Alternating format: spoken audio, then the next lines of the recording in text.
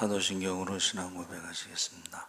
전능하사 천지를 만드신 하나님 아버지를 내가 믿사오며 그 외아들 우리 주 예수 그리스도를 믿사오니 이는 성령으로 잉태하사 동정녀 마리아에게 나시고 본디오 빌라도에게 고난을 받으사 십자가에 못 박혀 죽으시고 장사한 지 사흘 만에 죽은 자 가운데서 다시 살아나시며 하늘에 오르사 전능하신 하나님 우편에 앉아 계시다가 이로써 산 자와 죽은 자를 심판하러 오시리라.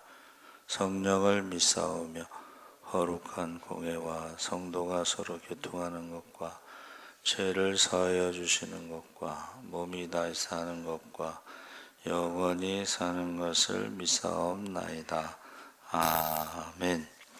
찬송가 585장 찬송하시겠습니다.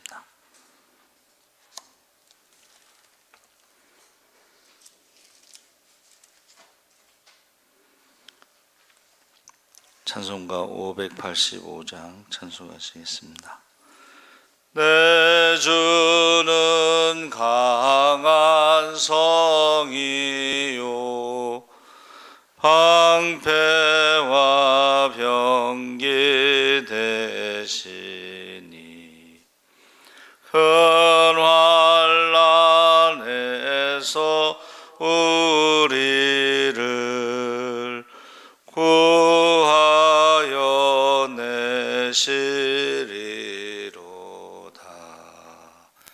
옛 원수 마귀는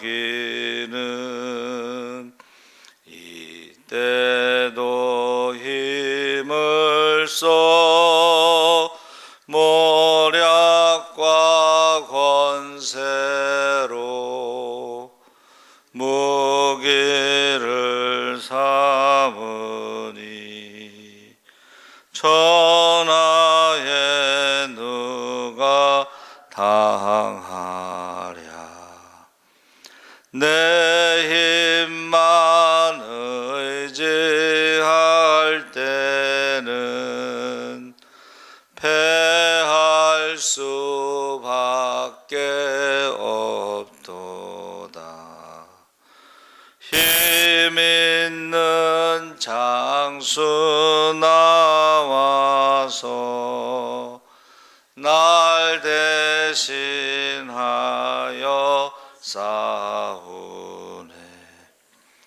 이 장수 누군가? 주 예수 그리스도 만군의 주로다. 당할 자 누구랴? 반드시 이기리로다. 이 땅에 마귀들 끌어 우리를 삼키려 하나. 겁내지 말고 섰거라. 진리로 이기리로다. 친척과 재물과 명예와 생명을 다 빼앗긴데도 진리는 살아서 그 나라 영원하리라.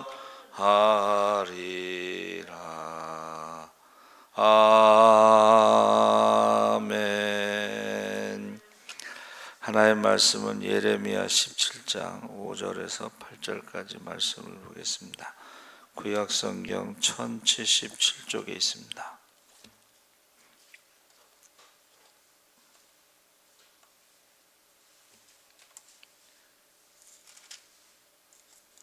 예레미야 17장 5절에서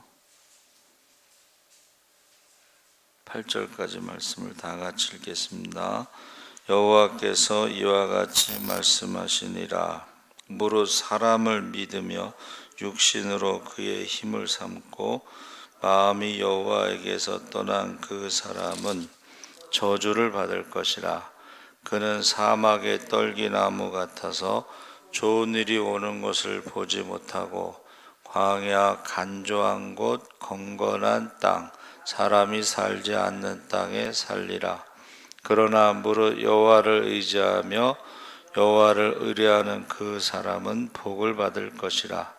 그는 물가에 심어진 나무가 그 뿌리를 강변에 뻗치고 더위가 올지라도 두려워하지 아니하며 그 잎이 청청하며 가무는 해에도 걱정이 없고 결실이 그치지 아니함 같으리라. 아멘. 할렐루야. 네, 좋은 아침입니다. 잘 오셨습니다. 감사합니다. 오늘 말씀의 제목이 축복과 저주입니다. 유대 말기의 왕을 비롯한 백성들이 하나님보다 눈에 보이는 것만을 바라보고 의지함으로 하나님의 무서운 심판을 자초하였습니다. 그때 하나님은 하나님의 사람 예레미야를 통해 유대 민족의 살 길을 제시하였습니다. 오늘 우리는 예레미야를 통해서 우리에게 주신 하나님 말씀을 묵상하면서 하나님의 은혜를 받기를 바랍니다. 아멘. 이 세상에는요, 두 종류의 사람이 있다는 거예요. 하나는 하나님의 저주를 받는 사람, 또 하나는 하나님의 축복을 받는 사람. 그래서 예레미야 선지자가 하나님을 떠나 우상에게 절하며 그 우상에게 자녀들의 운명을 맡겼던 가증스러운 백성들의 죄악을 지적하였습니다. 예레미야의 외침은 유대 백성들의 죄악이 하나님 보시기에 너무나 추악했기 때문입니다. 그래서 근데 유대 백성들이요, 계속해서 선지자들을 보내죠.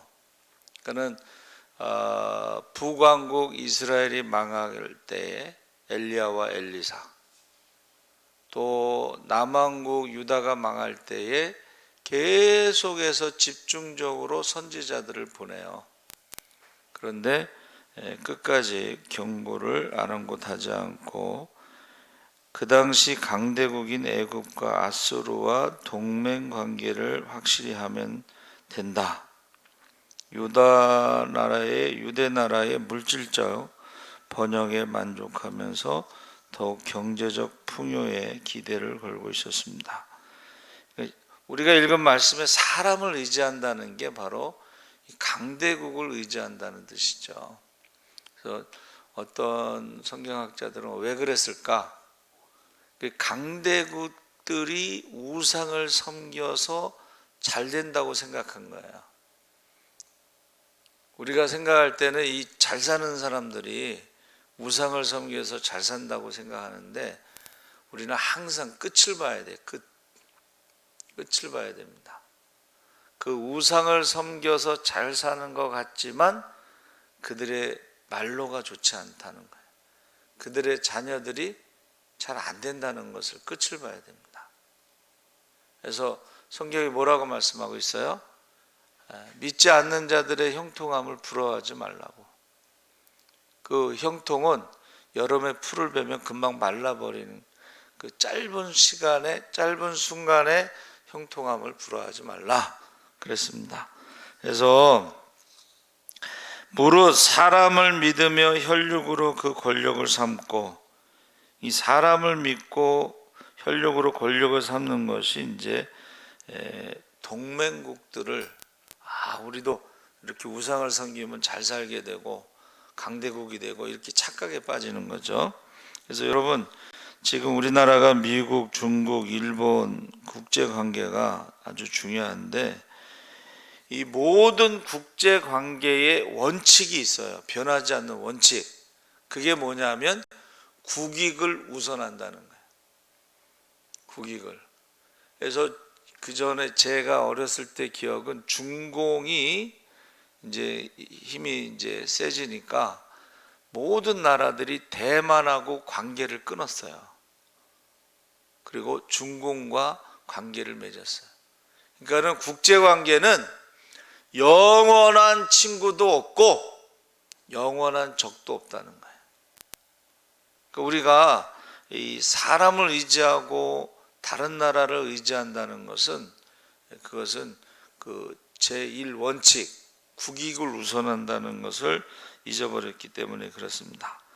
그래서 어느 나라도 사실은 우리나라를 책임지지 않습니다.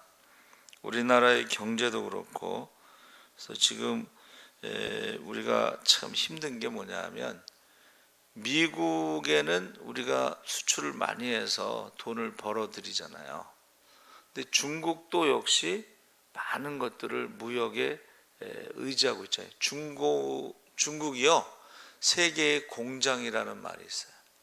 그러니까 지금 우리가 먹거리라든가 뭐 이런 생활 필수품 이런 것 중에 세계의 공장이기 때문에 중국이 멈추면 다 문제가 되는 거예요. 중국이 멈추면. 우크라이나는 유럽의 빵 공장이라는 별명이 있어요. 유럽의 모든 빵에 대해서 우크라이나 밀이 사용되는데 지금 전쟁으로 인해서 그게 수출이 안 되니까 이제 흑해를 지금 봉쇄했어요. 그래서 거기에 문제가 있다. 그래서 이게 다른 나라를 믿고 사는 거, 의지하고 사는 것은 지혜롭지 못하는 거예요. 특히 우리나라가 그 식량 자금률이 떨어집니다. 그러니까 우리나라는 이제 다른 그 산업에 이렇게 해서 무역으로 돈을 벌어가지고 식량을 사다 먹는 거예요. 근데 문제는 전쟁이 일어나면 이 식량이 무기가 된다는 거예요. 그래서 식량 자금률을 높여야 된다. 그래서 가나안 농군학교 김영기 장로님이 고구마를 저장하잖아요. 그게 전쟁에 대비한 그런 생각이신 거예요. 식량 자금률. 그래서 지금 본문에서 우리가 말하는 것은 아무리 이 세상에서 뭐 3만 5천 불, 미국이 5만 불 뭐 이렇게 이야기해도 하나님을 떠난 나라나 단체나 개인은 결국 유익이 없다는 것을 말해주고 있습니다. 그러니까 세상에 하나님보다 눈에 보이는 것을 의지하는 경우가 많은데 그 눈에 보이는 것만 의지해 가지고는 나중에 문제가 생긴다는 것을 말해주고 있습니다. 그런 것을 지금 사막의 떨기나무와 같다. 하나님을 떠나고 의지하지 않고 사람을 의지하고 세상을 의지하는 것은 사막의 떨기나무와 같이 저주를 받은 것이다. 그렇게 말하고 있습니다. 여러분, 그 사막의 떨기나무는 뭐 물이 없으니까 그냥 앙상한 가지만 있어서 마른 가지, 불 붙이면 그냥 확 타버리는 그런 마른 가지죠. 그래서 하나님을 떠난 사람, 사람을 의지하고 세상을 의지하는 사람은 그 사막의 떨기나무 같이 가치 없는, 이 떨기나무는 가치가 없다 이런 뜻이에요. 그래서 가치 없는 삶을 살다가 비참하게 떠난 사람들을 말하고 있습니다. 그래서 유대 민족이 멸망한 것은 하나님을 떠난 것이다. 그리고 우상을 섬긴 것이다. 그러니까 사람이 우상이 되고 강대국이 우상이 되고 그런 거죠. 두 번째는 복받을 자가 있는데 무릇 여호와를 의지하며 여호와를 의뢰하는 그 사람은 복을 받을 것이라. 믿음이 있는 사람들은 자기의 지식과 지혜를 의지하지 말아야 된다. 왜냐하면 세상에는 지식과 지혜가 나보다 더 많은 사람들이 엄청나게 많은 거예요. 1년에 지금 그것도 한 20년 전 얘기지만 1년에요. 박사 논문이 63빌딩만큼 나온다는 거예요. 지금 사실은 지금 우리가 박사 논문을 하나 썼잖아요. 그 10년 뒤에는 그게 아무 소용이 없어. 변하기 때문에. 세상이 너무 빨리 변하는 거야. 우리가 어떤 지식이 있는데 그게 시간이 지나면 아무 의미가 없는 지식이 돼버리는 거예요. 그래서 물가에 심은 나무라는 것은 매일 수분 공급이 충분해서 풍성한 열매를 맺는데, 시편 1편에 복 있는 사람은 악인의 길을 쫓지 아니하며 죄인의 길에 서지 아니하며 오만한 자의 자리에 앉지 아니하고 오직 여호와의 율법을 즐거워하여 그 율법을 주야로 묵상하는 자로다. 저는 시냇가에 심은 나무가 시절을 쫓아 과실을 맺으며 그 잎사귀가 마르지 아니함 같으니 그 행사가 다 형통하리로다. 복 있는 사람은 악인의 꾀, 죄인의 길, 오만한 자의 자리를 멀리한다고 말하고 있습니다. 그리고 말씀을 가까이 한다. 말씀을, 하나님을 가까이 함이 내게 복이라는 말씀은 시편 73편 28절에 나올 그 하나님을 가까이 한다는 것은 말씀을 가까이 한다는 것입니다. 그래서 어느 목사님이 급성장하는 어느 회사 사장님 초대로 방문했는데 모든 것이 최신식으로 딱 세팅이 돼 있어요. 근데 유일하게 그 사장님 책상에 아주 낡은 성경책 하나가 있더래요. 좀 어울리지 않는 것 같아서 물어봤대요. 왜 이렇게 저 낡은 성경책을 사장님 책상에 뒀냐? 그랬더니 사장님이 우리 회사에서 가장 최신식, 그게 바로 저 성경책인데 하나님께서 매일 하나님 말씀을 묵상할 때 항상 새로운 아이디어를 주신다는 거예요. 우리가 생각에는 성경이 오래된 책으로 생각하지만 하나님은 어제나 오늘이나 동일하시기 때문에, 그리고 앞서가시잖아요. 미래의 시간은 하나님의 것이잖아요. 그러니까는 이 눈으로 볼 때는 낡은 성경책이지만 그곳에 있는 하나님의 말씀은 매일 새롭다는 거예요. 할렐루야!